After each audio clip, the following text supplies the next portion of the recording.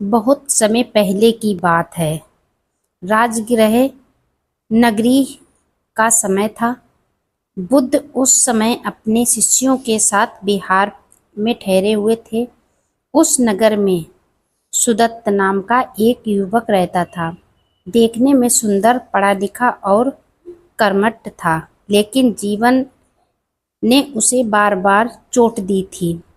पिता का देहांत जल्दी हो गया। घर का सारा कामकाज, जिम्मेदारी उसके ऊपर आ गई थी। कुछ दिनों के बाद में व्यापार में घाटा पड़ गया।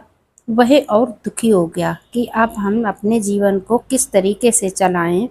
वह टूटने सा लगा था। जिस मित्र पर उसने भरोसा किया, उसने धोखा दे दिया। वह अब उसके पास भी नहीं आता था। जब तक उसका व्यापार चलता था, वह उसके साथ रहता था। जैसे ही व्यापार में घाटा हुआ, उसका दोस्त उसे छोड़कर चला गया।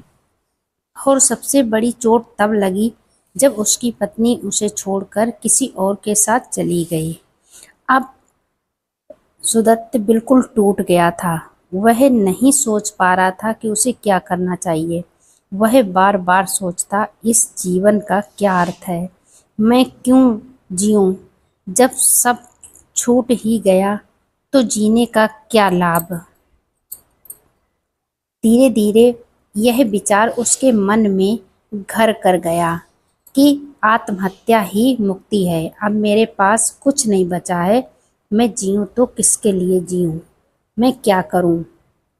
एक रात सुदत्त अकेला बैठा था।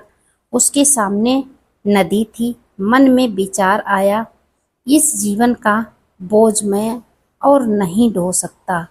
बस आज सब कुछ खत्म कर दूंगा। अब मुझे नहीं जीना है। ऐसी जिंदगी मुझे नहीं चाहिए।